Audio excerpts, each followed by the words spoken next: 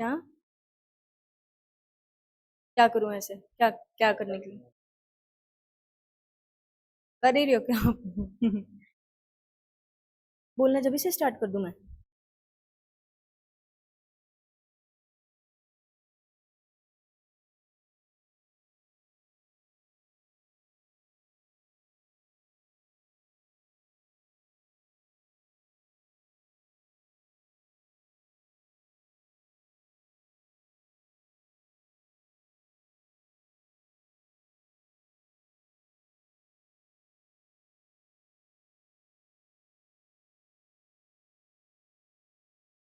Hello and a very good afternoon to all. Welcome to our online official platform Rozgar with Sandeep Siwach. This is Gagan, your nursing educator. आशा करते हैं आप सभी अच्छे हम स्वस्थ होंगे. तो शुरू करते हैं आज के सेशन को. आज का जो सेशन है वो मैं आपके लिए स्टाफ नर्स हरियाणा के लिए जो आगामी एग्जाम जो है आपका होने वाला है, जो कि स्टाफ नर्स हरियाणा के लिए नर्सिंग एग्जाम होने वाला है, उसके लिए अनोटमी और फिजियोलॉजी को जो हमने सेशन स्टार्ट किया है उसी में हम अगला चैप्टर जो है आज उसके साथ डील करने वाले हैं, जिसका नाम है anatomy and physiology of blood circulation, जिसमें हम ब्लड और लिम्फ के सर्कुलेशन के बारे में जो है आज बात करेंगे. किसके बारे में बात करेंगे? ब्लड और लिम्फ के सर्कुलेशन के बारे में. ब्लड और लिम्फ का सर्कुलेशन किस प्रकार से दिखता है उस बारे में बात करने वाले हैं. तो ठीक है, सबसे पहले हम जानेंगे कि ब्लड सर्कुलेट हो रहा है, लेकिन सर्कुलेट कर कौन रहा है? हमारा पूरा परिसंचरण तंत्र, यानी कि सर्कुलेटरी सिस्टम. क्या? ब्लड का सर्कुलेटरी सिस्टम. अब सर्कुलेटरी सिस्टम है क्या? तो यहाँ पर द कार्डियोवास्कुलर सिस्टम या सर्कुलेटरी सिस्टम है क्या? It is a closed system. कैसा है? एक तो क्लोज्ड यानी कि पूरा बंधित सिस्टम है ऑफ द हार्ट. किसका?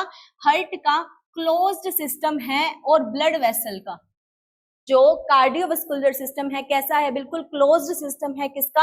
हार्ट का और ब्लड वेसल का. और हार्ट पंप करता है, क्या करता है? ब्लड को. हमें पता है हार्ट पंप करता है किसको? ब्लड को, थ्रू दी ब्लड वेसल. अब किसको पंप करता है? प्रत्येक कोशिका, यानी कि हर ऑर्गन तक ब्लड जो है सर्कुलेट होता है. यहाँ पर हर पार्ट तक किसके? बॉडी के. और प्रत्येक कोशिका तक जो है ब्लड जो है हमारा सुचारू रूप से पहुंच जाता है. अब फंक्शन क्या है?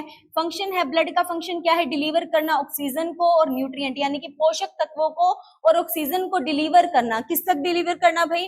और ट्रांसपोर्ट करना एंजाइम को और हार्मोन्स को. हमें पता है हार्मोन हमारी ग्रंथियां बनाती हैं, लेकिन उसको ट्रांसपोर्ट कौन करता है? अलग अलग ऑर्गन तक हमारा ब्लड. ब्लड के थ्रू ही जो हार्मोन है वो ट्रांसपोर्ट होते हैं हमारे. और रिमूव करना, ये तो था ट्रांसपोर्ट यानी कि न्यूट्रिशन को, ठीक है, न्यूट्रिएंट जो पोषक तत्व है, ऑक्सीजन को, हार्मोन को ट्रांसपोर्ट करना. लेकिन यहाँ से रिमूव किस चीज को करता है? कार्बन डाइऑक्साइड को, यानी कि CO2 को रिमूव करना. और जो अदर मेटाबॉलिक वेस्ट होता है बॉडी का, मेटाबॉलिक वेस्ट होता है बॉडी का, उसको रिमूव करना ही क्या कहलाता है? हमारा सर्कुलेटरी सिस्टम. क्या कहलाता है? सर्कुलेटरी सिस्टम कहलाता है. तो सर्कुलेटरी सिस्टम में हम सबसे पहले 3 इंपॉर्टेंट चीजें होती हैं. ठीक है, अगर कार्डियोवास्कुलर सिस्टम हम देखें, कार्डियोवास्कुलर सिस्टम देखें तो यहाँ पर 3 महत्वपूर्ण चीजें होती हैं. कितनी? 3 महत्वपूर्ण चीजें दिखती हैं. कार्डियोवास्कुलर सिस्टम में 3 इंपॉर्टेंट चीजें होती हैं.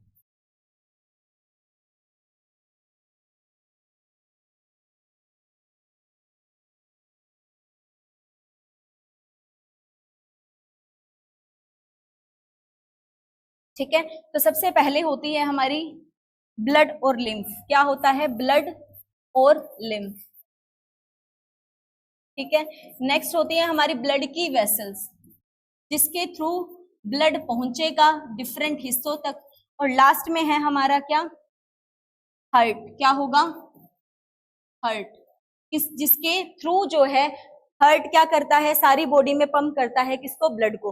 ब्लड और लिम्फ क्या होते हैं? सर्कुलेट होते हैं. क्या होते हैं? सर्कुलेट होते हैं. अब सर्कुलेट तो होते हैं, लेकिन ब्लड वेसल क्या करती हैं? ब्लड वेसल के थ्रू सर्कुलेट होते हैं. अब सर्कुलेट करता कौन है? पंप करता कौन है ब्लड को? हार्ट करता है. कौन करता है? हार्ट करता है. अब ब्लड को हिंदी में हम क्या बोलते हैं? रुधिर भी बोल सकते हैं और रक्त भी बोल सकते हैं. रक्त भी बोल सकते हैं और रुधिर भी बोल सकते हैं. और लिम्फ क्या होता है हमारा? लिम्फ होती है हमारी लसिका. क्या होती है? लसिका. ठीक है। और ये होती हैं हमारी ब्लड वेसल्स, क्या है हमारी ब्लड वेसल यानी कि नलिकाएं, ठीक है। और हार्ट क्या हो गया हमारा हृदय। अब यहाँ पर एक एक करके हम बात करेंगे। सबसे पहले सर्कुलेशन में हम ब्लड की बात करेंगे, फिर लिम्फ की, फिर ब्लड वेसल की और फिर हार्ट की। ब्लड सर्कुलेट करता है सारी बॉडी में, एक टाइप का कनेक्टिव टिश्यू है। किसके थ्रू करता है? ब्लड वेसल के थ्रू। अब ब्लड वेसल्स के थ्रू तो करता है, लेकिन हार्ट को सर्कुलेट करने के लिए पंप कौन करता है? सॉरी, ब्लड को सर्कुलेट करने के लिए पंप कौन करता है? हमारा हार्ट करता है। तो सबसे पहले ब्लड का सर्कुलेशन देखेंगे। यहाँ पर ब्लड वेसल हमारी कितने टाइप की होती हैं? तो ब्लड वेसल हमारी दो टाइप की होती हैं। कितने टाइप की होती हैं? दो टाइप की होती है। एक तो होती है हमारी आर्टरी यानी कि धमनियां, और दूसरी होती है हमारी वेन्स यानी कि शिराएं। ठीक है। अब आर्टरी और वेन दोनों ही क्या है? ब्लड वेसल है, लेकिन अलग अलग है। आर्टरी क्या करती है? हार्ट से ब्लड लेकर जाती है, हार्ट से ब्लड लेकर जाती है ऑर्गन तक। और वेन क्या करती है? वापस लेकर आते हैं किसको? ब्लड को। कहां पर वापस लेकर आती हैं? हार्ट तक। हार्ट से आर्टरीज ब्लड लेकर जाती हैं, याद रखेंगे, आर्टरीज ब्लड लेकर जाती हैं, ठीक है। और वापस कौन लेकर आती हैं?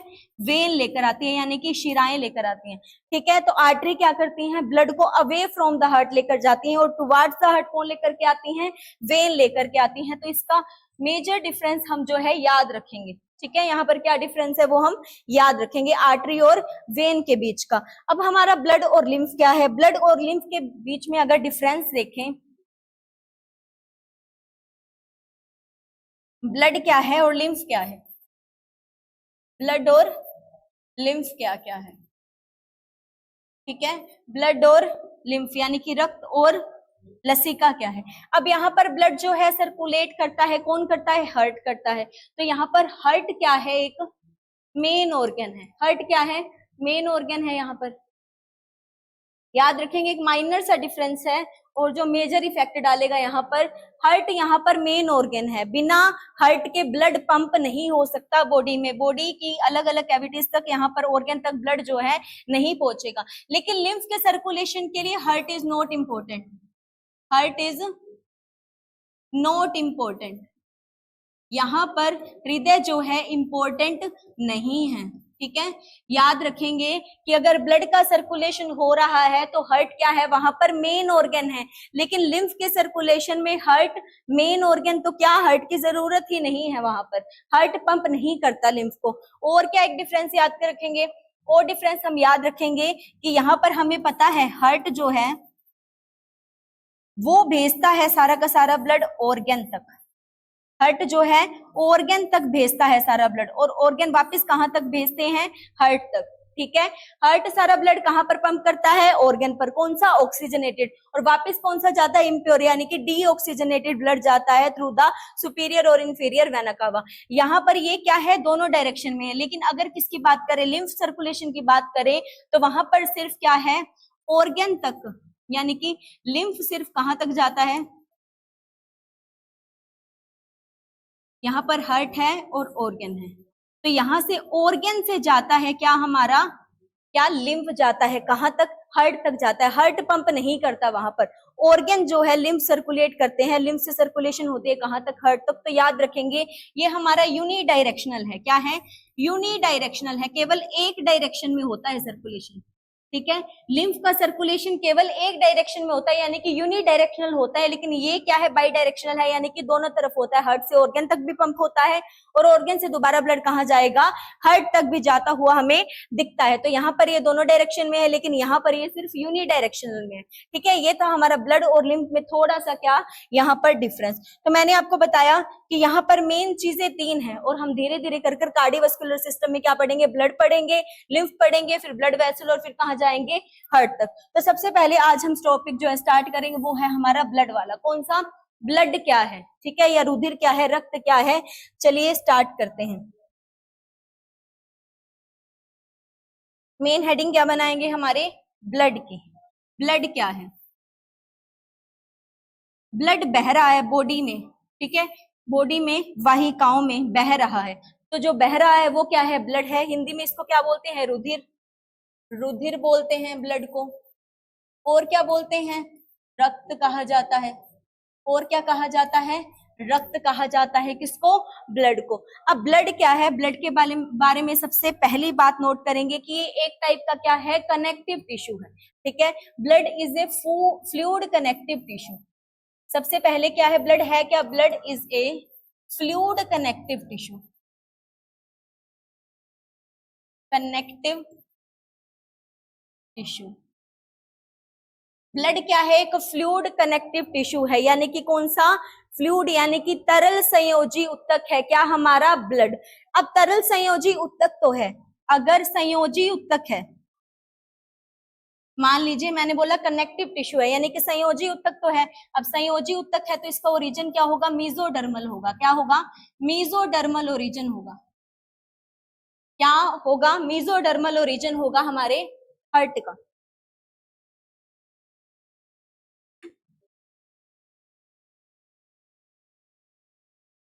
हार्ट का ओरिजिन क्या होगा? मीजोडर्मल होगा। क्यों होगा? क्योंकि हमें पता है एम्ब्रोइटिक स्टेज में 3 जर्म सेल जो है हमारे काम करते हैं, एक्टोडर्म, एंडोडर्म और मीजोडर्म। तो यहाँ पर अगर कनेक्टिव टिश्यू है तो सारे के सारे कनेक्टिव टिश्यू कौन से ओरिजिन से हैं? मीजोडर्मल ओरिजिन से हैं। कौन से ओरिजिन से हैं? मीजोडर्मल ओरिजिन से हैं। नेक्स्ट क्या है? स्टडी ऑफ ब्लड को क्या कहेंगे? स्टडी ऑफ ब्लड को हम बोलते हैं haematology. Haematology. Study of blood को क्या कहते हैं? हिमेटोलॉजी कहते हैं। हिमेटो का मतलब क्या है? हिमेटो वर्ड जहां पर भी आए उसका मतलब क्या होता है? ब्लड होता है। क्या होता है? ब्लड होता है। और लॉजी का मतलब क्या होता है? स्टडी। लॉजी का मतलब क्या होता है? स्टडी या अध्ययन। ठीक है, स्टडी या अध्ययन। तो दोनों को मिलाकर के क्या बन गया? स्टडी ऑफ ब्लड, यानी कि स्टडी ऑफ ब्लड को हम क्या बोलेंगे? हिमेटोलॉजी बोलेंगे। क्या बोलेंगे? हिमेटोलॉजी कहा जाएगा स्टडी ऑफ ब्लड को। उसके बाद हम देखेंगे कि ब्लड का पीएच कितना होता है। ब्लड का पीएच होता है भाई रफली 7.4। कितना होता है? रफली 7.4, जो भी स्लाइटली क्या होता है? स्लाइटली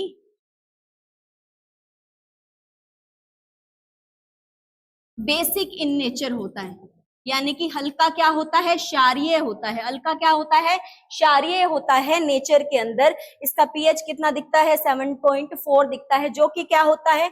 हल्का क्षारीय होता है। अब मैंने बताया ब्लड बन रहा है तो कोई चीज उसको बना तो रही होगी, तो फॉर्मेशन हो रही है ब्लड की।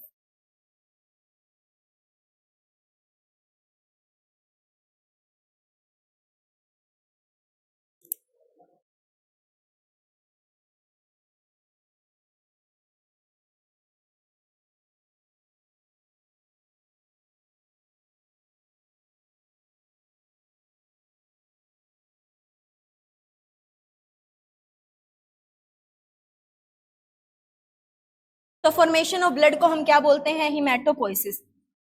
क्या बोलते हैं? हिमेटोपोइसिस। पोइसिस वर्ड जहां पर भी हो आप अंदाजा लगा ले कि पोइसिस का मतलब क्या होता है? बनना। ठीक है, फॉर्मेशन ऑफ ब्लड का मतलब क्या है? ब्लड फॉर्म तो हो रहा है ना, तो हो रहा है तो क्या होता है? बनना। पोइसिस का मतलब बनना। क्या बन रहा है? हिमेटो मतलब दोबारा से क्या है? ब्लड है, यानी कि ब्लड का बनना क्या होगा? हिमेटोपोइसिस होगा। क्या होगा? हिमेटोपोइसिस। फॉर्मेशन ऑफ ब्लड क्या होगा? हिमेटोपोइसिस होगा।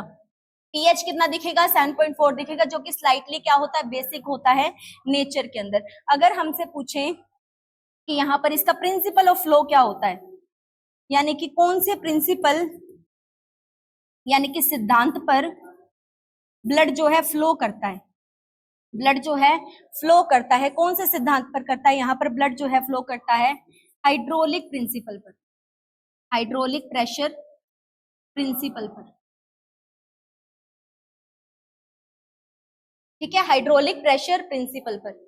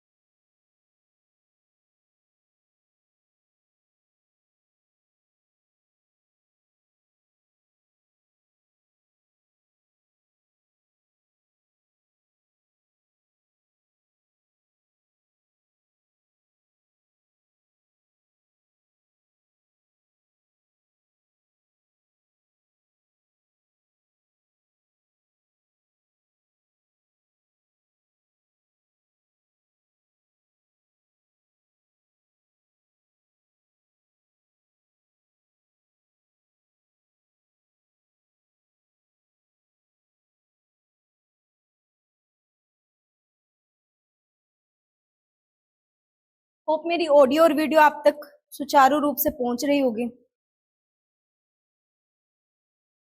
आगे करते हैं हम। प्रिंसिपल और फ्लो क्या है इसका? हाइड्रोलिक प्रेशर के प्रिंसिपल पर काम करता है। जो ब्लड है हमारा, फ्लो किस प्रिंसिपल पर करता है? हाइड्रोलिक प्रेशर के प्रिंसिपल पर, सिद्धांत पर जो है फ्लो करता है। उसके बाद नेक्स्ट स्लाइड पर चलेंगे हम, यहाँ पर कंप्लीट नहीं आएगा। अगर हम बात करें ब्लड की, तो ब्लड एक नॉन न्यूटोनियन फ्लूइड है। क्या है? नॉन न्यूटोनियन फ्लूइड है। अब नॉन न्यूटोनियन फ्लूइड का क्या मतलब है? न्यूटन। क्या है? न्यूटन। यानी कि न्यूटन के लॉ को क्या नहीं करता, ये फॉलो नहीं करता। अब नहीं करता, क्यों नहीं करता? न्यूटन क्या कहता है? विस्कोसिटी का रूल क्या आ जाता है वहां पर? क्षयांता। यानी कि ब्लड की विस्कोसिटी चेंज होती रहती है।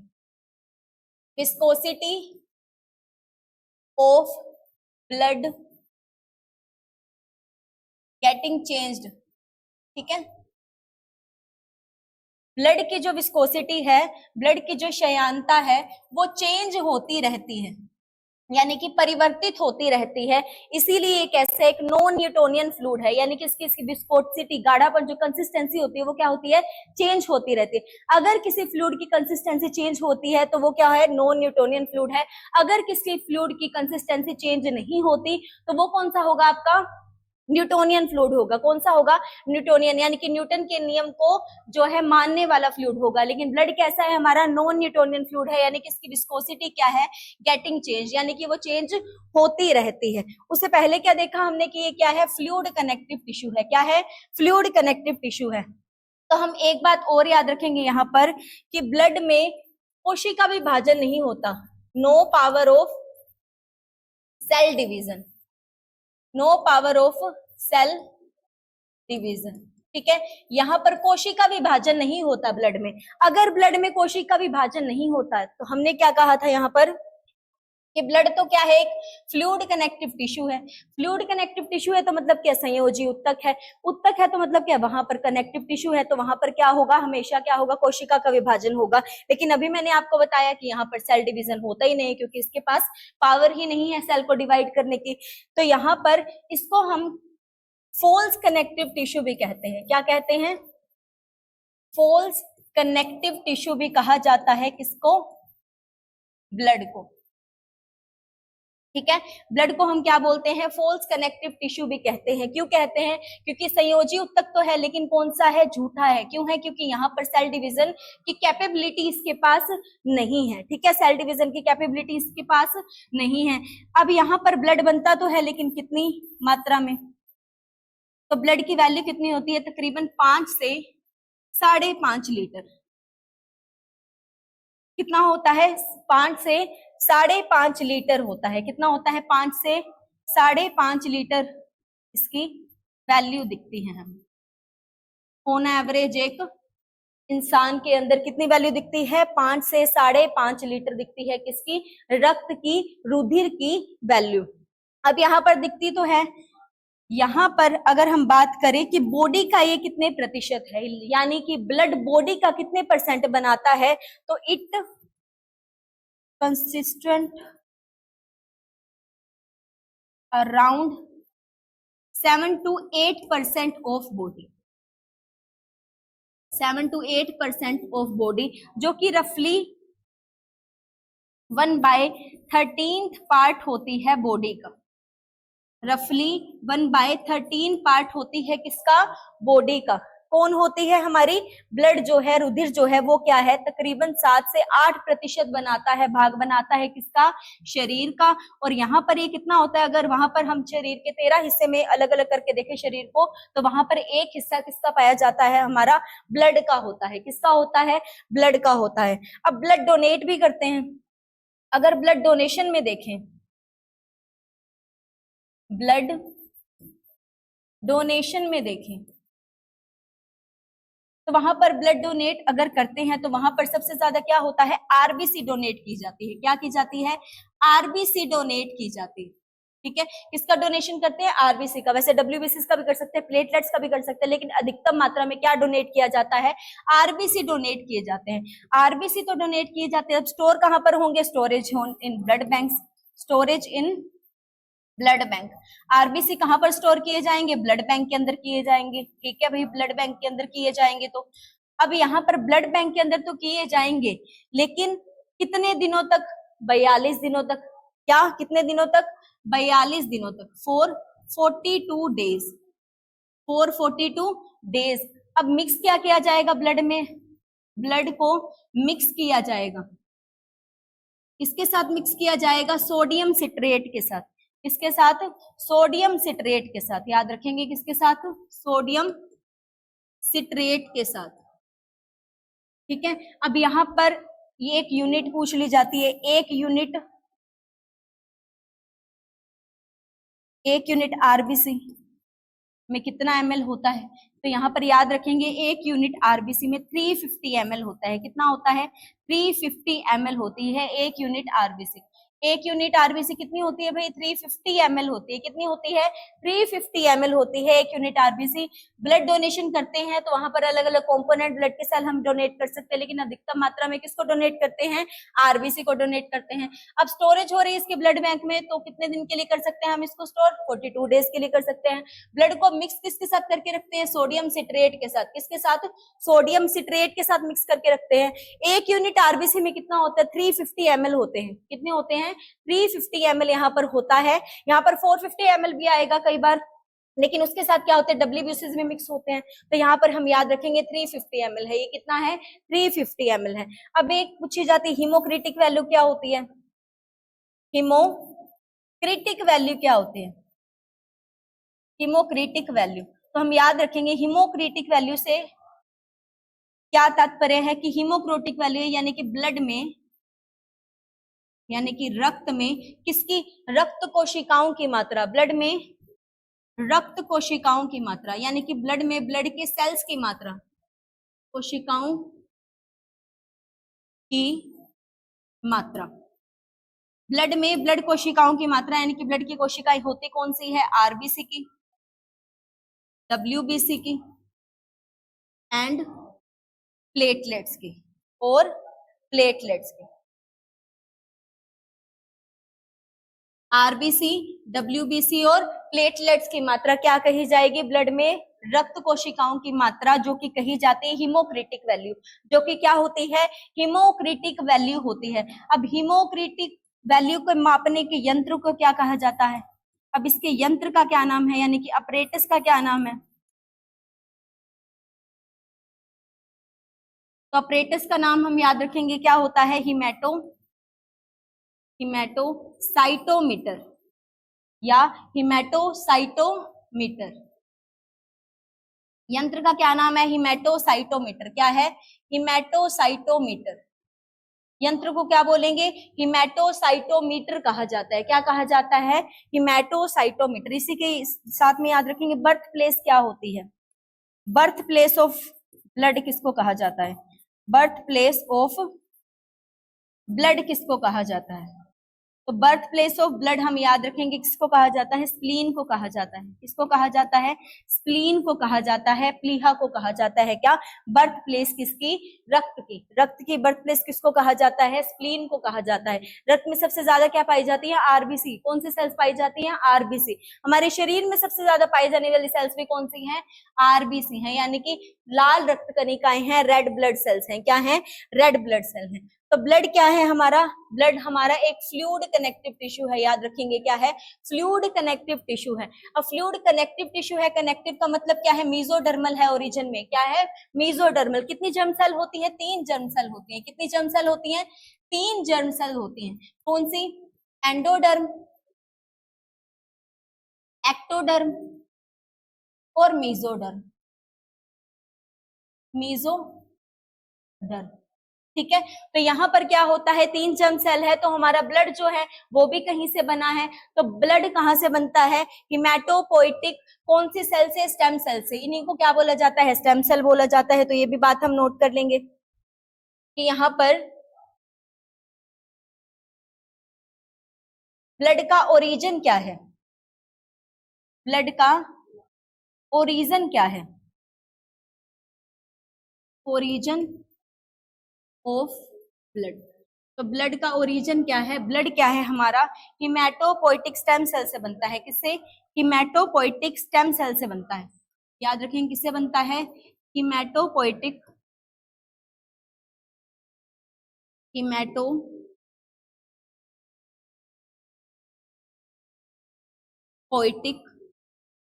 स्टेम सेल से बनता है।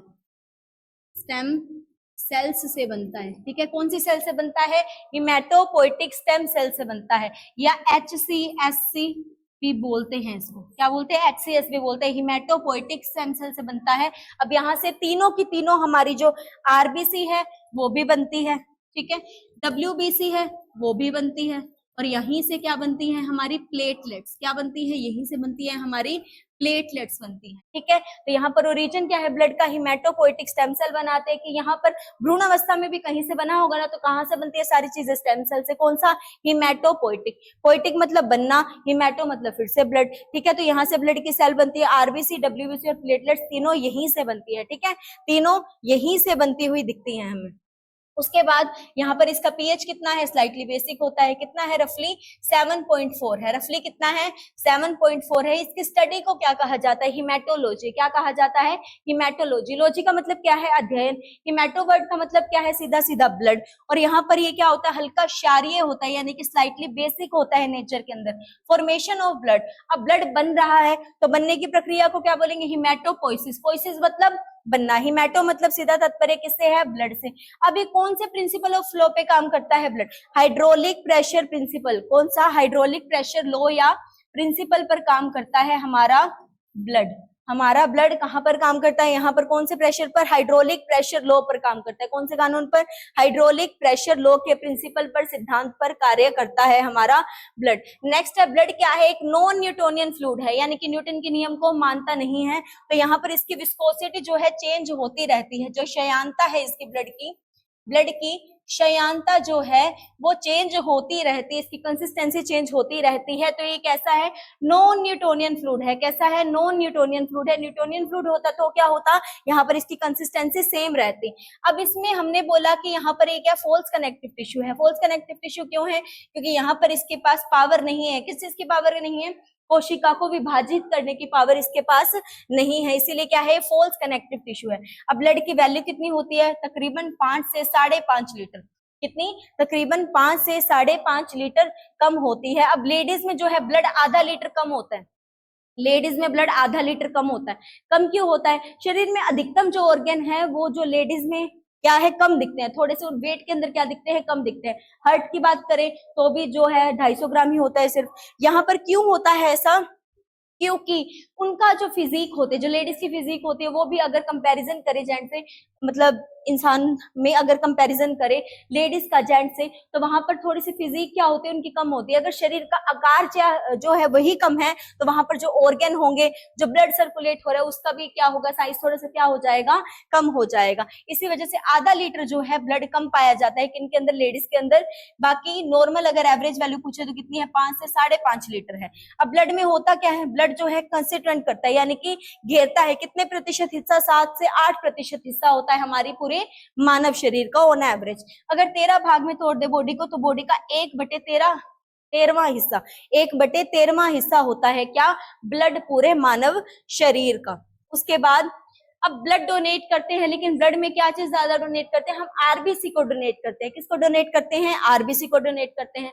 अब आरबीसी को कहां पर जो है रखेंगे? तो स्टोर करके रखेंगे इसको ब्लड बैंक के अंदर। कहां पर? ब्लड बैंक के अंदर स्टोर करके रखेंगे। उसके बाद स्टोर तो कर लिया, कितने दिन तक कर सकते हैं? 42 डेज तक। मिक्स करके रखेंगे किसके साथ? सोडियम सिट्रेट के साथ। याद क्या रखना है? सोडियम सिट्रेट के साथ मिक्स करके रखेंगे। ठीक है, उसके बाद 1 यूनिट आरबीसी में कितने ml होता है? 350 ml होते हैं। कितने होते हैं 1 यूनिट में? आरबीसी में कितने ml होते हैं? 350 ml होते हैं।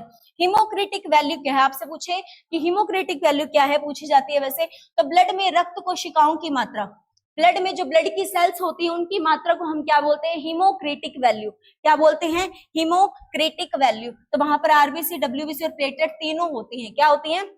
आरबीसी, डब्ल्यूबीसी और प्लेटलेट्स। तो यहाँ पर बर्थ प्लेस क्या कही जाती है ब्लड की? तो वो होती है हमारी स्प्लीन, यानी कि प्लीहा।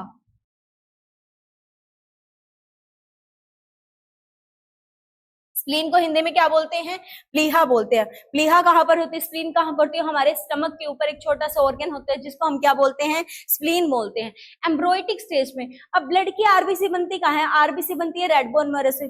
कहाँ से? अस्थि मज्जा, जो हड्डियों के अंदर एक पार्ट होता है अस्थि मज्जा, ठीक है, वहां से बनती है, बोन मैरो से बनती है। लेकिन जब हम एम्ब्रोइटिक स्टेज में होते हैं, यानी कि माँ के गर्भ में है बच्चे, अब माँ के गर्भ में तो क्या होगा भाई, वहां पर तो हड्डियां मजबूत नहीं होती, अस्थियों के अंदर मज्जा है ही नहीं था, तो वहां से जो हमारा ब्लड है वहां से नहीं बन सकता, ठीक है, तो नहीं बनता, तो यहाँ पर प्लीहा जो है बनाती है। लेकिन लेटर लाइफ के अंदर, अडल्ट लाइफ के अंदर क्या होता है? प्लीहा को ही ग्रेवयार्ड कहा जाता है। क्या कहा जाता है? ग्रेवयार्ड कहा जाता है। इसको ब्लड बैंक भी कहा जाता है। क्या कहा जाता है? प्लीहा को ब्लड बैंक भी कहा जाता है। ब्लड का बैंक भी कहा जाता है, क्योंकि ये ब्लड को होल्ड करके रखती है, ब्लड को होल्ड करके रखती है, दैट्स वाई इसको क्या बोलते हैं? ब्लड का बैंक भी कहा जाता है। किसको? स्प्लीन को, यानी कि प्लीहा को। अब ओरिजिन पूछे आपसे कोई ब्लड का कि ब्लड कहाँ से ओरिजिनेट हुआ है, तो यहाँ पर ये हिमेटोपोइटिक स्टेम सेल बनाते हैं, यानी कि HSC सेल बनाते हैं, HCS सेल बनाते हैं। कौन से? आरबीसी को भी, WBC को भी और प्लेटलेट्स को भी, तीनों को कौन बनाते हैं? हिमेटोपोइटिक स्टेम सेल्स बनाते हैं। तो ये था हमारा क्या ओवरव्यू? ब्लड का ओवरव्यू। अब हम चलेंगे कि ब्लड के अंदर क्या क्या पाया जाता है, ब्लड का कॉम्पोजिशन क्या है।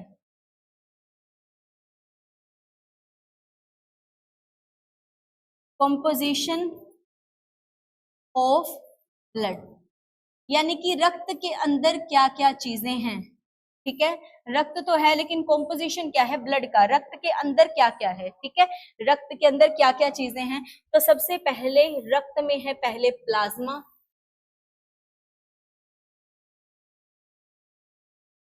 ठीक है, तो है रक्त में क्या है? हमारा प्लाज्मा है, ठीक है।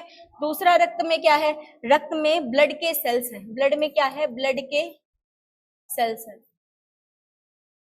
ब्लड के सेल्स हैं, जिनको कार्पसल भी कहा जाता है, कार्पसल्स भी कहा जाता है, ठीक है। रक्त में क्या है? प्लाज्मा भी है और क्या है? ब्लड की कोशिकाएं, यानी कि रक्त की कोशिकाएं भी हैं, जिनको क्या कहते हैं? कार्पसल कहते हैं। यहाँ पर प्लाज्मा कितने प्रतिशत है? That is 45%। कितना है? सॉरी 55%। कितना? 55%। और ब्लड के सेल बाकी कितना बच गया? 100% में से 45% क्या होते हैं? ब्लड के सेल्स होते हैं। क्या होते हैं? ब्लड के सेल्स होते हैं। अब यहाँ पर ब्लड के सेल्स तो होते हैं, ब्लड के सेल्स तो होते हैं, लेकिन ब्लड के सेल्स भी कितने होते हैं? 3 होते हैं। कितने होते हैं? 3 होते हैं। कौन कौन से होते हैं?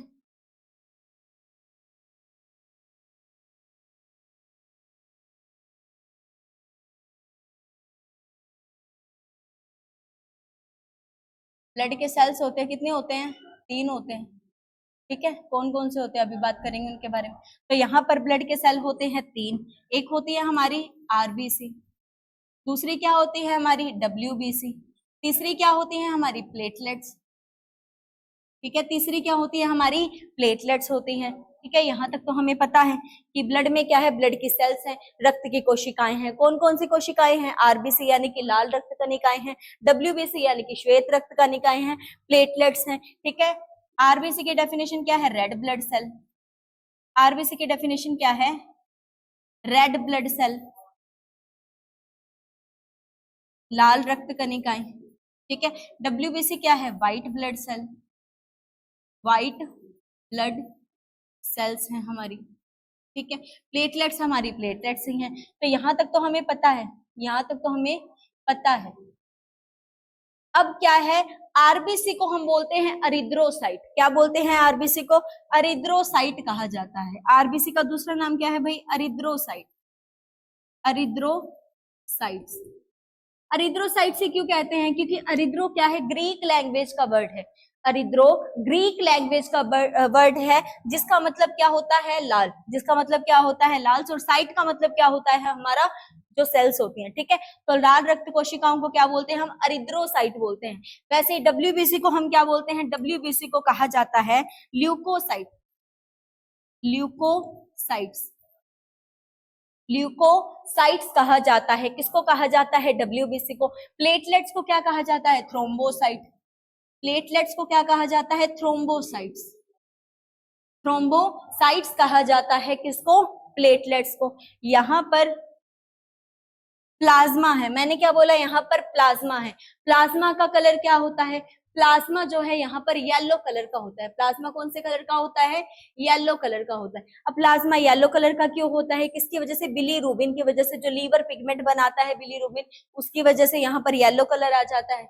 अब मैंने बोला प्लाज्मा 55% है, यहाँ पर ब्लड के सेल 45% है, लेकिन इस 45% में से 41% क्या है, केवल आरबीसी है, और बाकी डब्ल्यूबीसी और प्लेटलेट्स मिलाकर के कितना है, 4%। कितना है, 4% क्या है, डब्ल्यूबीसी और प्लेटलेट्स मिलाकर के 41% क्या है, हमारा अकेला आरबीसी है। अगर इसमें हम प्लाज्मा में बात करें, इसमें बात करें, प्लाज्मा में बात करें, तो प्लाज्मा में 92%, कितना, 92% पानी है। अगर इसको 100% मान ले, प्लाज्मा को 55% को 100 कैलकुलेट करके चले, तो यहाँ पर 92% तो क्या है, केवल पानी है। अब प्लाज्मा तो कितना है, 55%, इसका कलर कौन सा है, येलो, तो 55% है ना, ज्यादा प्रतिशत है, तो ब्लड में कौन सा कलर होना चाहिए था, पीला कलर होना चाहिए था, लेकिन है कौन सा, लाल रक्त कणिकाएं ज्यादा है, तो रेड ब्लड सेल ज्यादा है, तो यहाँ पर ज्यादा आ गया। क्यों, क्योंकि यहाँ पर 92% क्या है, केवल पानी है, तो पानी का तो कोई कलर होता नहीं है, ठीक है, तो पानी का कलर तो जा नहीं सकता, इसीलिए यहाँ पर प्लाज्मा में 92% पानी की वजह से, यहाँ पर इस वजह से यहाँ पर इसका कलर जो है ब्लड का येलो नहीं दिखता, क्योंकि इसमें ज्यादा क्या है, पानी है। बच्चा जो है 8%, 8% क्या होते हैं, प्लाज्मा के प्रोटीन होते हैं। क्या होते हैं, 8% प्रोटीन पाए जाते हैं। 8% क्या होता है, यहाँ पर प्रोटीन होता है। प्रोटीन भी कितने टाइप का, 3 टाइप का। प्रोटीन भी कितने टाइप का होता है, 3 टाइप का प्रोटीन पाया जाता है यहाँ पर, ठीक है। कितने टाइप का प्रोटीन पाया जाता है, 3 टाइप का। एक होता है यहाँ पर एल्ब्यूमिन, फिर होता है फिब्रिनोजन, फिब्रिनोजन पाए जाते हैं, और लास्ट में ग्लोब्यूलिन, क्या होता है, ग्लोब्यूलिन पाया जाता है, ठीक है। यहाँ पर प्लाज्मा के प्रोटीन है, कितने प्रोटीन है यहाँ पर, 3, कौन सा, एल्ब्यूमिन, फिब्रिनोजन और ग्लोब्यूलिन। इनका काम हम अगली स्लाइड पर देखेंगे। यहाँ पर मैंने बोला आरबीसी को एरिथ्रोसाइट, डब्ल्यूबीसी को ल्यूकोसाइट, प्लेटलेट्स को थ्रोम्बोसाइट। अब मैंने बोला ब्लड का कलर क्या है, हमें पता है ब्लड का कलर क्या है, रेड है। ब्लड कौन से कलर का है, रेड कलर का है। रेड कलर का ही क्यों है, क्योंकि यहाँ पर लाल रक्त कणिकाएं कितनी है, 41% है। लाल रक्त कणिकाएं भी लाल क्यों हैं, अगर सिंगल आरबीसी देखें, सिंगल आरबीसी देखें तो उसका कलर भी क्या है, पेल येलो है। सिंगल आरबीसी का कलर भी क्या होता है भाई, पेल येलो कलर का होता है। अगर बंडल के अंदर आ जाए तो उसका कलर क्या हो जाता है, रेड हो जाता है। ऐसा क्यों, अब यहाँ पर इसका खुद का कलर पेल येलो है, तो लाल रक्त कणिकाओं की वजह से ब्लड का कलर कैसे लाल हो गया, क्योंकि यहाँ पर पाया जाता है पिगमेंट, जो कि 41% में से 34% केवल क्या होता है, हीमोग्लोबिन होता है। यहाँ पर क्या होता है, हीमोग्लोबिन होता है, हीमोग्लोबिन होता है। हीमो भी कितने वर्ड से मिलकर के बना है, 2 से। ग्लोबुलिन क्या है, प्रोटीन है। अब हीम का मतलब क्या है, आयरन। यहाँ पर हीम जो है वो क्या है, आयरन है। क्या है, आयरन है। अब आयरन का कलर हमें पता है क्या होता है, रेड होता है, उसकी वजह से हीमोग्लोबिन लाल है, हीमोग्लोबिन की वजह से आरबीसी लाल है, आरबीसी की वजह से पूरा का पूरा ब्लड क्या है, रेड कलर का दिखाई पड़ता है। लेकिन आयरन है, तो आयरन कौन सा है, तो आयरन भी है यहाँ पर। आयरन कौन से वाला आयरन है, तो आयरन है हमारा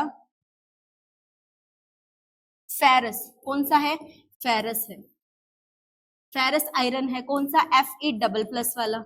कौन सा, Fe++ वाला हम याद रखेंगे। अब ब्लड का कलर क्या है, रेड है, किसकी वजह से, आरबीसी की वजह से। आरबीसी में ऐसा क्या है, हीमोग्लोबिन है। हीमोग्लोबिन में ऐसा क्या है, यहाँ पर आयरन है। आयरन भी कौन से वाला भाई, फेरस वाला, Fe++ वाला। कौन सा, Fe++ वाला आयरन है। अब इनके पास क्या है, हीमोग्लोबिन है, तो ये लाल रक्त कणिकाएं हैं। डब्ल्यूबीसी क्या है, श्वेत है। श्वेत साइंस में कोई कलर ही नहीं होता, ठीक है, व्हाइट कलर को कुछ नहीं मानते, तो यहाँ पर श्वेत रक्त कणिका यानी कि इनके पास अपना कलर है ही नहीं।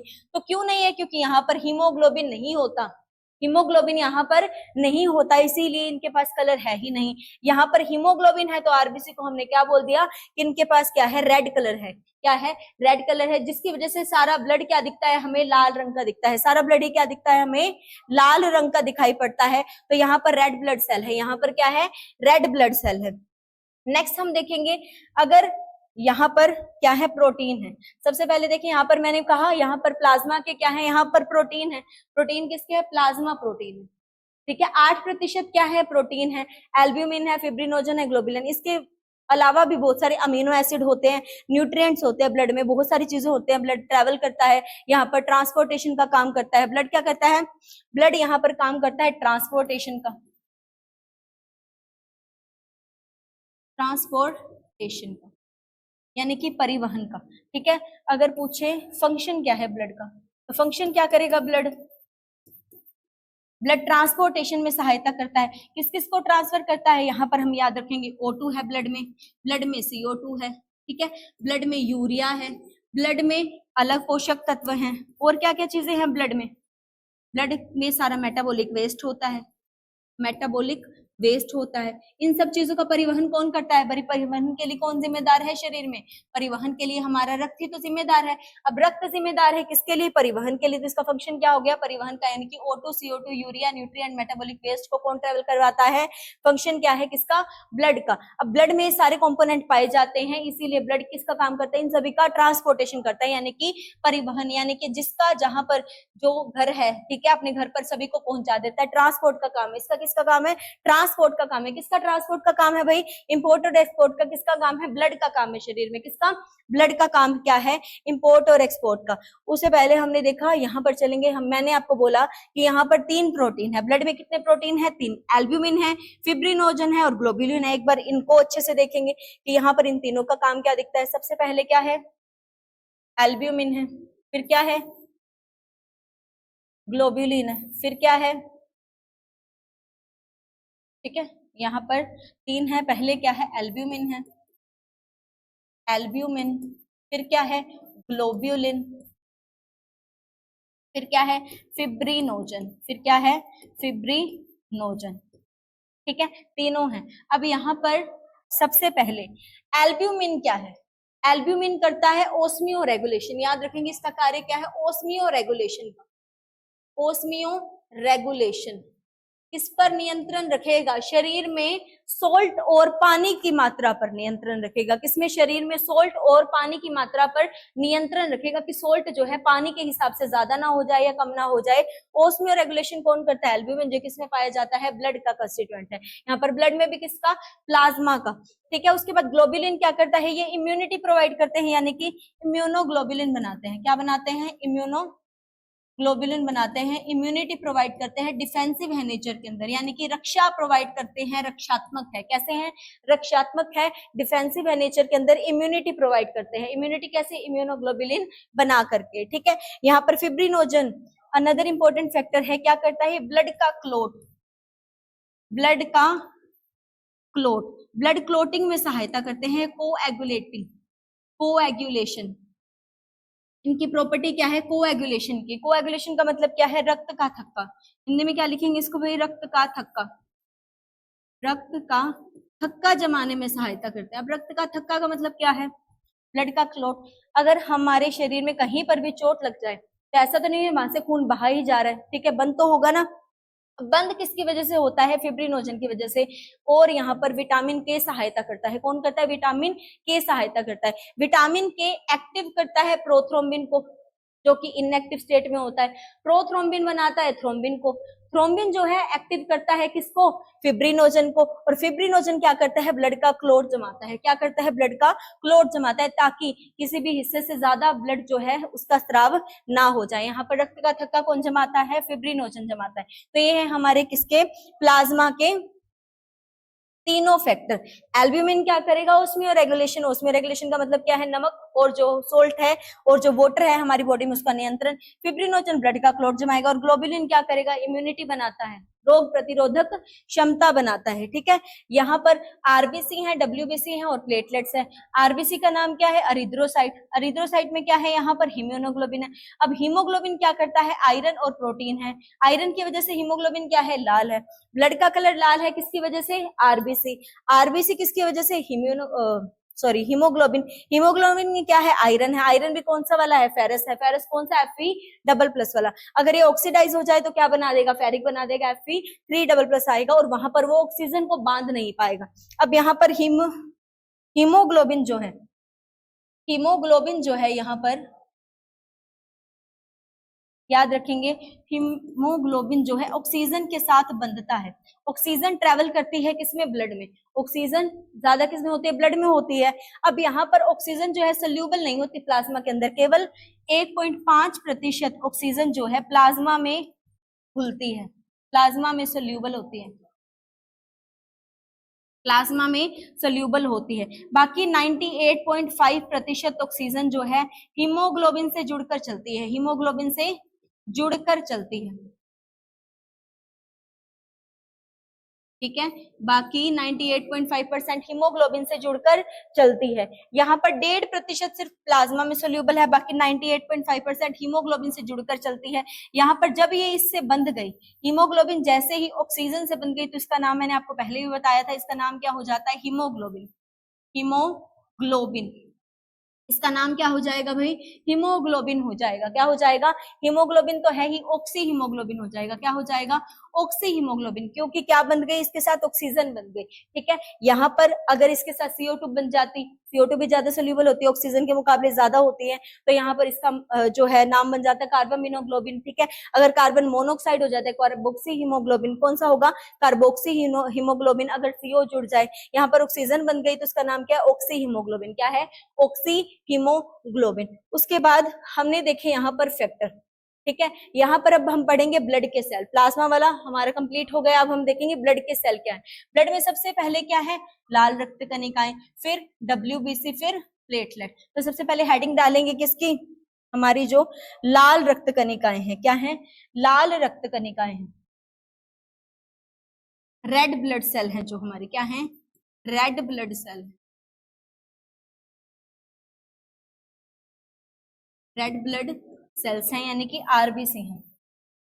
अब RBC मैंने आपको बताया कलर क्या है इनका, रेड है। सिंगल RBC का कलर क्या होगा, अगर सिंगल RBC है तो सिंगल RBC का कलर क्या होगा,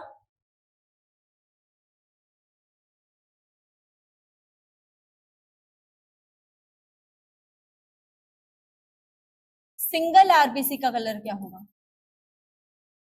पेल येलो। क्या होगा, पेल येलो कलर होगा, पेल येलो कलर होगा हमारा सिंगल RBC का। अगर RBC कैसी है, सिंगल है, तो इसका कलर क्या हो जाएगा, पेल येलो हो जाएगा। अगर बंडल में है, अगर बंडल में है तो कलर क्या हो जाएगा, रेड हो जाएगा। क्या हो जाएगा, रेड हो जाएगा, रेड कलर को दिखाएगी। अगर बंडल यानी कि झुंड है तो किसमें दिखाएगी, रेड कलर को दिखाएगी। अगर सिंगल RBC है तो इसका कलर क्या होगा, पेल येलो। अब इसकी शेप याद कर ले, शेप याद कर लेंगे। तो RBC की शेप कैसी होती है, सर्कुलर होती है, सर्कुलर होती है, बाई कनकेव होती है, बाई कनकेव होती है और ओवल होती है। क्या होती है, सर्कुलर, बाइकनकेव और ओवल। शेप पूछी जाती तो इसको अच्छे से पढ़ेंगे कि क्या होती है, बाइकनकेव होती है और ओवल और सर्कुलर होती है। क्या होती है, बाइकनकेव, ओवल और सर्कुलर होती है किसकी, RBC की शेप। अब सारे के सारे RBC हम याद रखेंगे क्या होते हैं, RBC जो है हमारे सारे के सारे होते हैं ई न्यूक्लिएटेड। क्या होते हैं, ई न्यूक्लिएटेड। कौन से वाले, सिर्फ जो मैच्योर RBC होते हैं, मैच्योर RBC होते हैं। मैच्योर का मतलब क्या है, RBC का लाइफ स्पैन कितना होता है, तो RBC का जो कार्यकाल होता है, जो जीवन काल होता है, RBC का लाइफ स्पैन यानी कि जीवन काल, जीवन काल, RBC का जीवन काल कितना होता है, तो 120 दिन का होता है। RBC का जीवन काल कितना होता है, लाइफ स्पैन कितना होता है, 120 दिन का दिखता है, 120 दिन का होता है RBC का जीवन काल। RBC का लाइफ स्पैन कितना है, 120 दिन का होता है। अब 120 दिन का होता है जब ये मैच्योर हो जाती है।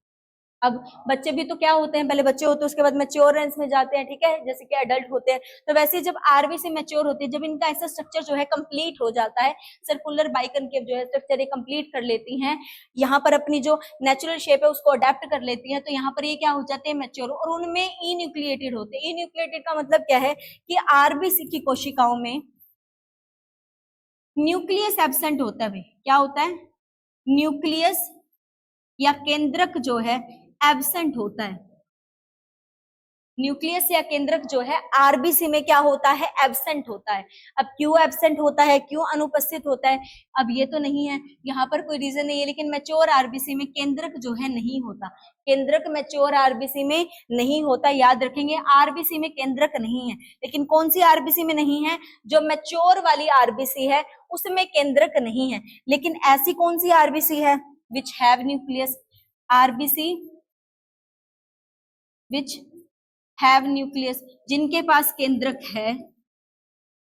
ऐसे दो जीव हैं जिनकी आरबीसी में केंद्रक है, तो वो क्या है, यहाँ पर कैमल और लामा, याद रखेंगे क्या, कैमल और लामा। मैंने आपको बताया कि आरबीसी में न्यूक्लियस नहीं होता, आरबीसी में न्यूक्लियस जो है नहीं होता, लेकिन ऐसे दो जीव जिनकी आरबीसी में न्यूक्लियस होता है, कौन सा, कैमल और लामा। यहाँ पर इनकी आरबीसी में न्यूक्लियस होता है, और इनकी आरबीसी की शेप क्या होती है वो भी हम याद रखेंगे। इनकी आरबीसी की शेप कैसी होती है,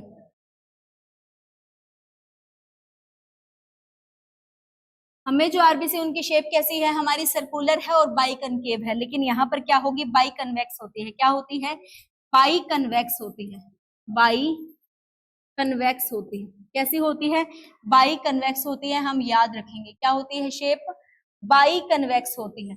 अब यहाँ पर आरबीसी क्या है, यहाँ पर इन्यूक्लिएटेड है, यानी कि मैच्योर आरबीसी में न्यूक्लियस नहीं है, नहीं है न्यूक्लियस, कोई बात नहीं। यहाँ पर किसकी आरबीसी में न्यूक्लियस होता है, तो न्यूक्लियस होता है दो जीव यानी कि कैमल और लामा, और यहाँ पर इनका शेप जो है, इनकी आरबीसी की शेप कैसी होती है, बाई कन्वेक्स। और हम याद रखेंगे लार्जेस्ट आरबीसी किसकी है, लार्जेस्ट आरबीसी किसकी है, अगली स्लाइड पर ही चलते हैं। लार्जेस्ट आरबीसी किसकी है, ठीक है, लार्जेस्ट आरबीसी, ठीक है। तो लार्जेस्ट यानी कि सबसे बड़ी रेड ब्लड सेल कौन से जीव में पाई जाती है, तो सबसे बड़ी रेड ब्लड सेल हम याद रखेंगे, सबसे बड़ा जीव है कौन, एलिफेंट, ठीक है। तो एलिफेंट की जो आरबीसी होती है सबसे लार्जेस्ट होती है, यानी कि हाथी की जो आरबीसी है, रेड ब्लड सेल है, वो सबसे क्या है, लार्जेस्ट है। क्या है, सबसे लार्जेस्ट है। लार्जेस्ट आरबीसी किसकी है, एलिफेंट की है, किसकी है, एलिफेंट की है। बाकी अगर बात करें तो आरबीसी में केंद्रक क्या होता है, अनुपस्थित होता है। केंद्रक क्या होता है, आरबीसी में अनुपस्थित होता है, ठीक है, अनुपस्थित होता है, कोई बात नहीं। इसकी शेप कैसी है, यहाँ पर इसकी शेप होती है जो है हमारी बाइकनकेव और सर्कुलर, ठीक है। लेकिन ऐसे दो जीव कैमल और लामा जिनमें आरबीसी में क्या उपस्थित है, न्यूक्लियस यानी कि केंद्रक उपस्थित है, तो यहाँ पर इनकी शेप कैसी होती है, बाई कन्वेक्स होती है। कैसी होती है, बाई कन्वेक्स होती है, ये भी हम याद रखेंगे। लार्जेस्ट एलिफेंट की होती है, लार्जेस्ट आरबीसी किसकी होती है, एलिफेंट की होती है। और क्या है आरबीसी में, और क्या नहीं होता, आरबीसी में और क्या नहीं होता, तो आरबीसी में हम याद रखेंगे माइटोकॉन्ड्रिया नहीं होता, यानी कि सूत्र कनिकाएं नहीं होता, ठीक है। They lack mitochondria, they lack mitochondria, mitochondria. Mitochondria का मतलब क्या होता है, सूत्र कनिकाएं, ठीक है, powerhouse of the cell. RBC में, आरबीसी की जो कोशिकाएं होती है उसमें माइटोकॉन्ड्रिया नहीं होता। माइटोकॉन्ड्रिया कैसे याद रख सकते हैं, क्योंकि माइटोकॉन्ड्रिया में क्या होता है, न्यूक्लियस होता है। अब न्यूक्लियस आरबीसी में है ही नहीं, तो माइटोकॉन्ड्रिया भी आरबीसी में नहीं है, तो सूत्र कनिकाएं आरबीसी, लाल रक्त कनिकाओं में सूत्र कनिकाएं नहीं होती, लाल रक्त कनिकाओं में सूत्र कनिकाएं नहीं होती। दे लैक माइटोकॉन्ड्रिया, यहाँ पर माइटोकॉन्ड्रिया क्या होता है, अनुपस्थित होता है। अब एक बार क्वेश्चन और आ सकता है, क्या आ सकता है, घोस्ट आरबीसी क्या होती है, घोस्ट आरबीसी क्या होती है, घोस्ट का मतलब क्या होता है, भूत। यहाँ पर भूत वाली आरबीसी क्या है भाई, किसी भी आरबीसी में अगर हीमोग्लोबिन नहीं है, आरबीसी में हीमोग्लोबिन अगर एब्सेंट है, हीमोग्लोबिन क्या है, अनुपस्थित है या एब्सेंट है, तो उसको हम क्या बोल देंगे भाई, वो क्या है, हमारी भूतिया, यानी कि घोस्ट आरबीसी है। क्या है, हमारी घोस्ट आरबीसी। अगर जिस भी आरबीसी में क्या नहीं है, हीमोग्लोबिन क्या है, एब्सेंट है, तो वो क्या है, हमारी घोस्ट आरबीसी। और उसका कलर भी क्या हो जाएगा, चेंज हो जाएगा, क्योंकि वहां पर रेड कलर किसकी वजह से है, रेड कलर है ही हमारा किसकी वजह से, हीमोग्लोबिन की वजह से। कई बार ऐसे पूछ ले, ब्लड की कमी से अनेमिया हो जाता है, लेकिन ऐसा नहीं होता, ठीक है। अब अलग अलग कंपोनेंट की कमी हो सकती है, अनेमिया जो है हीमोग्लोबिन की कमी की वजह से होता है, याद रखेंगे। अनेमिया किसकी कमी की वजह से होता है? हमेशा रक्त में हीमोग्लोबिन की वजह से कम होता है। रक्त अगर कम हो जाए तो अनीमिया नहीं कहते उसको, ठीक है। अगर रक्त कम हो जाए तो उसको अनीमिया नहीं कहते। रक्त में जो हीमोग्लोबिन है अगर उसकी मात्रा कम हो रही है नॉर्मल से तो वहां पर उसको अनीमिया कहते हैं। हीमोग्लोबिन की मात्रा होती कितनी है? हीमोग्लोबिन की मात्रा भी लिख देंगे, एचबी की मात्रा। शॉर्ट फॉर्म में हम इसको क्या लिख सकते हैं? एचबी लिख सकते हैं, हीमोग्लोबिन लिख सकते हैं। तो हीमोग्लोबिन की मात्रा अब पुरुषों में अलग दिखाई देगी, ठीक है, स्त्री में अलग दिखाई देगी, ठीक है। पुरुषों में ज्यादा होती है, कितनी ज्यादा होती है? 14 टू 18 ग्राम पर डेसीलीटर, ठीक है। अब यहाँ पर 14 टू 8 डेसीलीटर पर 100 ग्राम, ठीक है। और यहाँ पर कितनी होती है? 12 से 14 डेसीलीटर पर 100 ग्राम। तो यहाँ पर हीमोग्लोबिन की वैल्यू क्या है? पुरुषों में 14 से 18 दिखती है और स्त्रियों में कितनी होती है? 12 से 14 दिखती है। आरबीसी की वैल्यू कितनी होती है? आरबीसी कितने होते हैं? तो आरबीसी की संख्या तो सबसे ज्यादा होती है हमें पता है, लेकिन कितनी ज्यादा होती है? तो आरबीसी की संख्या देखेंगे अब हम। किसकी? आरबीसी की संख्या। आरबीसी की संख्या, आरबीसी की कितनी होती है? ठीक है, आरबीसी की संख्या क्या होती है? 45 से 55 लाख, 45 से 55 लाख,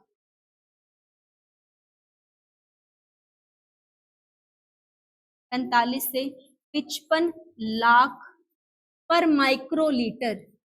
पर माइक्रोलीटर है, लीटर नहीं है, माइक्रो यानी कि बहुत कम वाला यूनिट, माइक्रोलीटर। माइक्रोलीटर में कितनी होती है? पर माइक्रोलीटर में होती है हमारी 45 से 55 लाख। कितनी होती है? 45 से 55 लाख पर माइक्रोलीटर ऑफ ब्लड। तो यहाँ पर लीटर में तो अंदाजा ही नहीं लगा सकते कितनी हो सकती है, ठीक है। लीटर में तो अंदाजा ही नहीं लगा सकते कितनी होती हैं। जब माइक्रो लीटर में कितनी होती है? 45 से 55 लाख होती है, 45 से 55 लाख होती हैं। ये है हमारे क्या? आरबीसी की संख्या यहाँ पर। अब पहले क्या है? आरबीसी, सिंगल आरबीसी को क्या पेल येलो कलर की होगी, बंडल में आ जाए तो रेड कलर की। शेप कैसी होगी? सर्कुलर, बाइकनकेव और ओवल। आरबीसी कैसी होती है? न्यूक्लिएटेड यानी कि केंद्रक यहाँ पर अनुपस्थित है। लाइफ स्पैन कितना होता है? 120 दिन का। आरबीसी जिसमें क्या होती है? न्यूक्लियस क्या होती है? केंद्रक अनुपस्थित होती है। लेकिन कौन सी आरबीसी जिनके पास न्यूक्लियस है? कैमेल और लामा। वहां पर शेप कैसी होती है? बाई कन्वेक्स हो जाएगी। देन हमने देखा लार्जेस्ट आरबीसी किसकी है? एलिफेंट की। आरबीसी के पास माइटोकॉन्ड्रिया नहीं है। गोस्ट आरबीसी क्या हो जाएगा? आरबीसी में हीमोग्लोबिन अगर एब्सेंट है तो एचबी की मात्रा पुरुषों में 14 से 18 होगी, स्त्रियों में 12 से 14 होगी। और यहाँ पर आरबीसी की संख्या कितनी है? 45 से 55 लाख पर माइक्रोलीटर ऑफ ब्लड। अब यहाँ पर ग्रेवयार्ड ऑफ आरबीसी किसको कहा जाता है? Graveyard of RBC. अब ग्रेवयार्ड का मतलब क्या है? ग्रेवयार्ड का मतलब होता है कब्रिस्तान।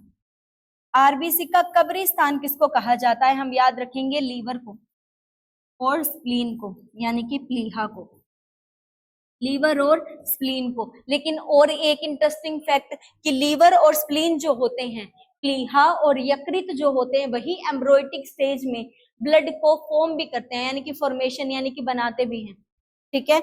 यहाँ पर बर्थ प्लेस, जैसा कि मैंने आपको बताया, ब्लड की क्या होती है? स्प्लीन कही जाती है जब एम्ब्रोइटिक स्टेट में होता है बच्चा।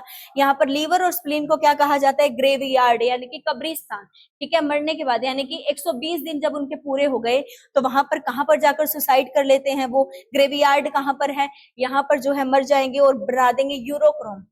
अब यहाँ पर जो एंड प्रोडक्ट बन गया उसको हम क्या बोलते हैं? यूरोक्रोम बनाते हैं। फॉर्म किसको करते हैं?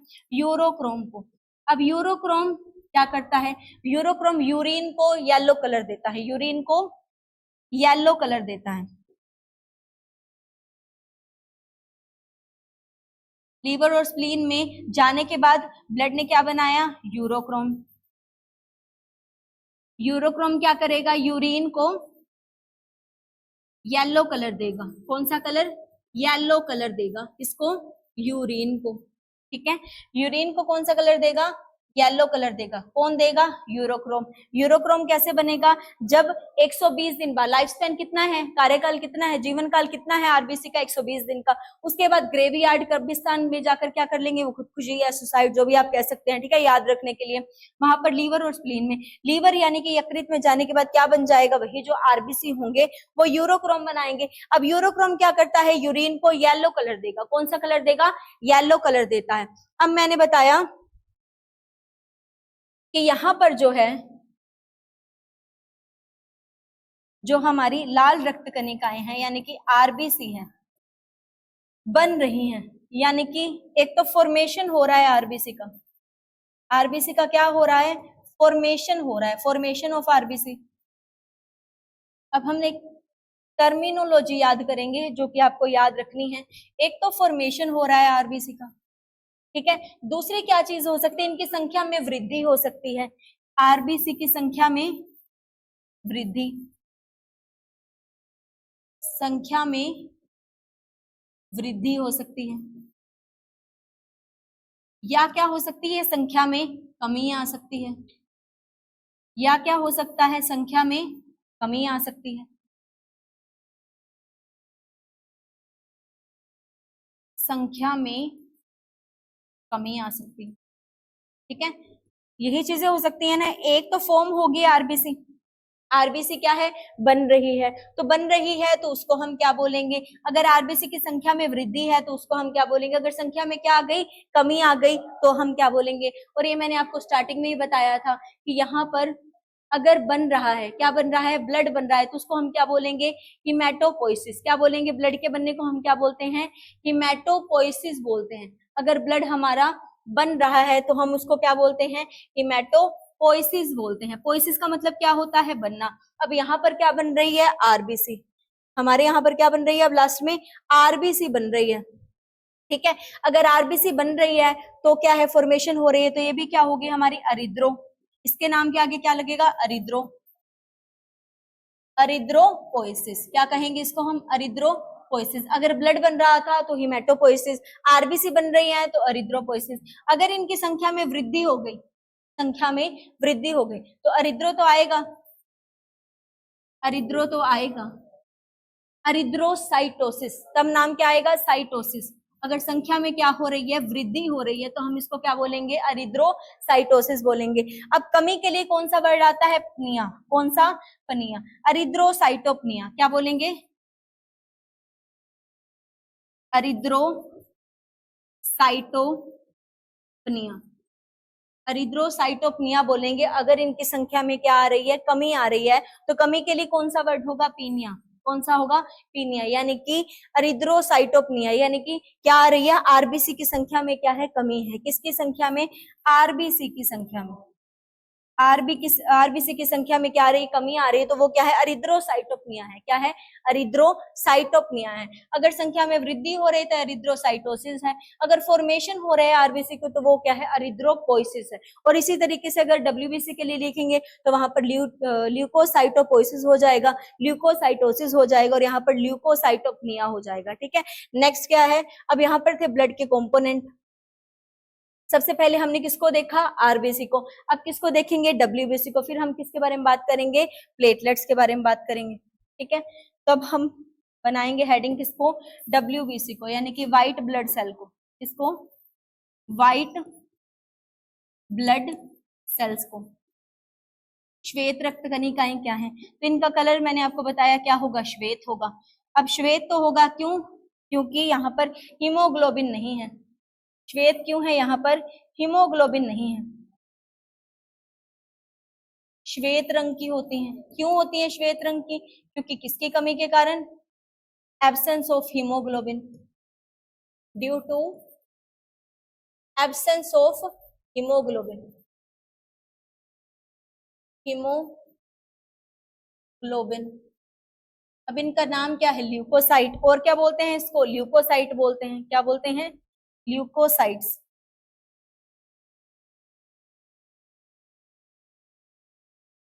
क्या बोलते हैं इनको हम, WBC को हम बोलते हैं ल्यूकोसाइट। अब ल्यूकोसाइट तो है, इनका कलर क्या है, श्वेत रंग। व्हाइट ब्लड सेल का कलर क्या है, व्हाइट है।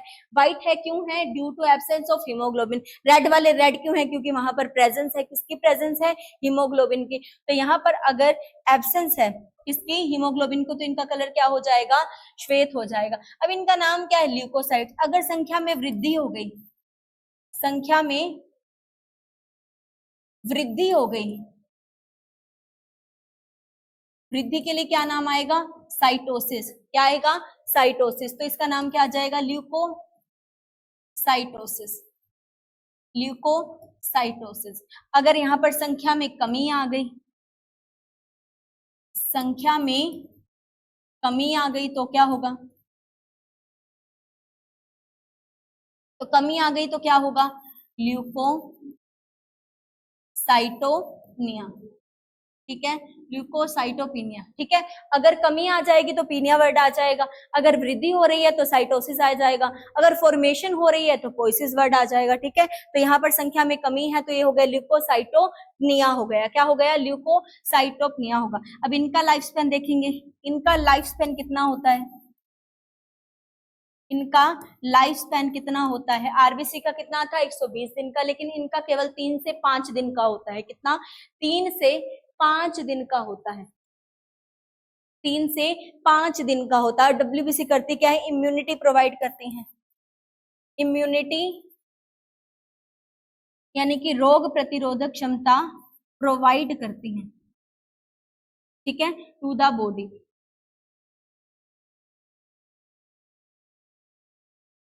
ठीक है, शरीर में रोग प्रतिरोधक क्षमता जो है प्रोवाइड कराती है, कौन प्रोवाइड कराती है, हमारे ल्यूकोसाइट्स। कौन, ल्यूकोसाइट्स यानी कि WBC। अब इनकी संख्या कितनी होती है, टोटल टोटल संख्या कितनी होती है, तो ये होती है हमारी केवल 4000 से 10,000, 4000 से 10,000 माइक्रोलीटर ऑफ ब्लड।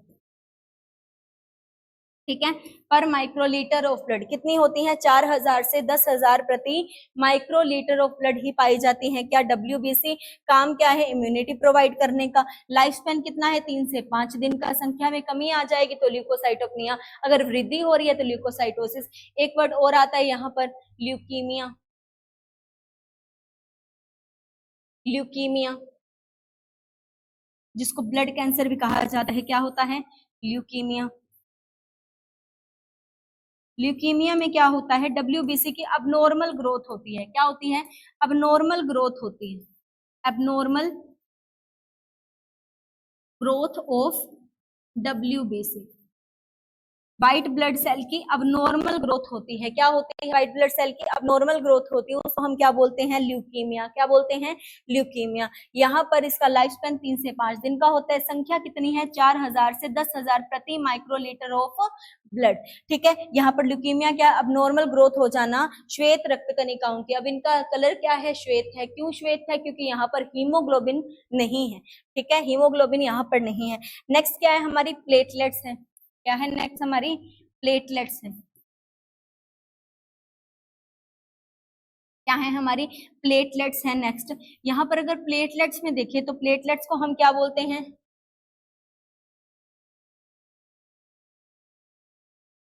प्लेटलेट्स को क्या बोलते हैं, थ्रोम्बोसाइट। क्या बोलते हैं, thrombocyte, thrombocytes,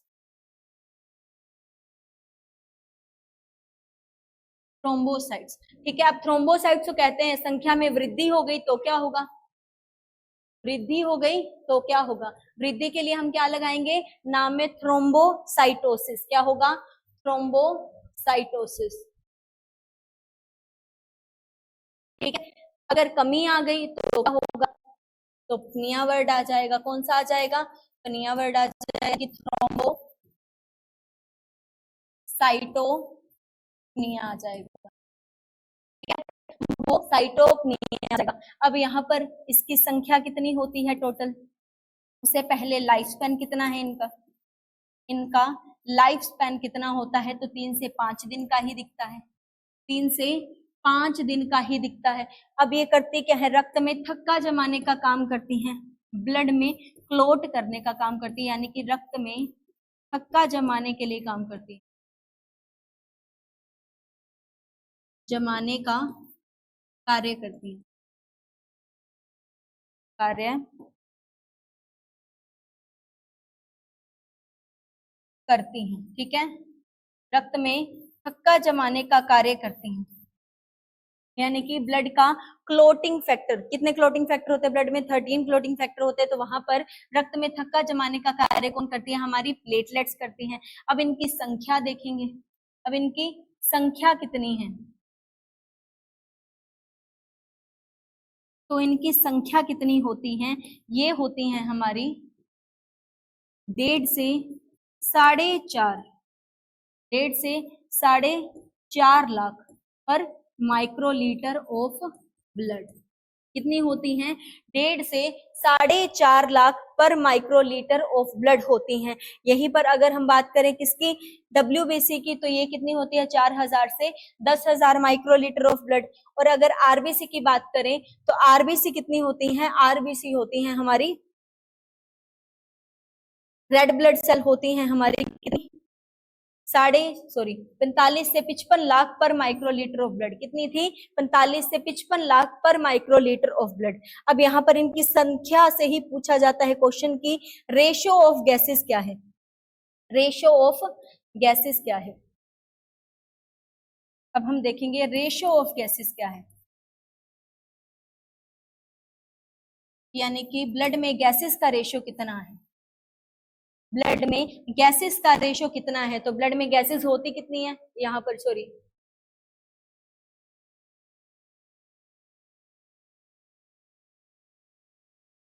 ratio of sales या कार्पसल्स,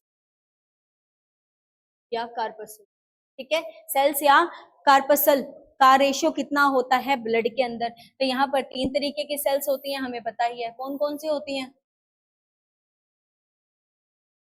RBC, WBC और प्लेटलेट्स। क्या होती हैं? RBC, WBC और प्लेटलेट्स। तो हम याद रखेंगे इनका रेशियो क्या होता है। अगर हमारे ब्लड में एक RBC है, ठीक है, WBC है, तो एक WBC पर 600 RBC होती है। कितनी RBC होती है? 600 रेड ब्लड सेल होती हैं। और वहीं पर एक WBC पर 30 प्लेटलेट्स होती हैं। 30 क्या होती हैं?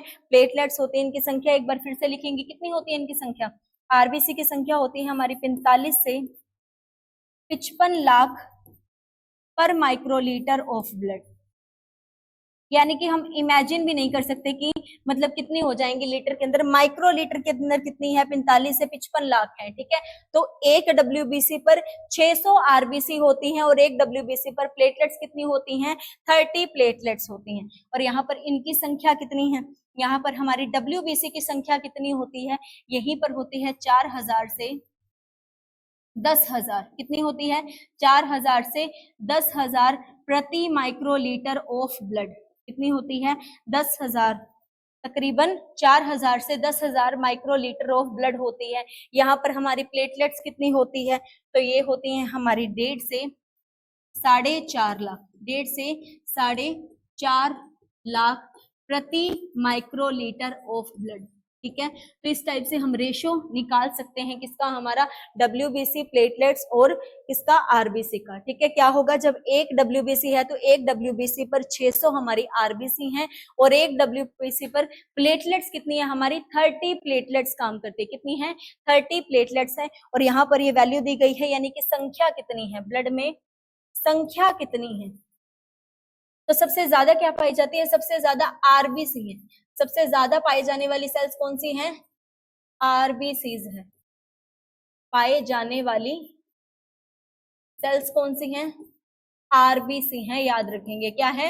RBC है। कितनी पाई जाती हैं? यहाँ पर 45 से 55 लाख प्रति माइक्रोलीटर ऑफ ब्लड। कितनी? 45 से 55 लाख प्रति माइक्रोलीटर ऑफ ब्लड। तो आज के लिए इतना ही, सेशन में हम इतनी ही जो है टॉपिक को करेंगे। बाकी हम जो है कल के सेशन में करेंगे कंप्लीट अपना जो है टॉपिक है यहीं से स्टार्ट करके। बाकी जो हमारी क्लासेस हैं वो मंडे टू फ्राइडे रहेंगी डेली 12 बजे। कितने बजे, डेली 12 बजे यहीं से सुचारू रूप से जो है चलती हुई दिखाई देंगी आपको, यहीं से बैच से, जो कि मंडे टू फ्राइडे चलेंगे। मंडे टू फ्राइडे कितने बजे, 12 बजे जो है चलेंगे। आज के लिए इतना ही, धन्यवाद।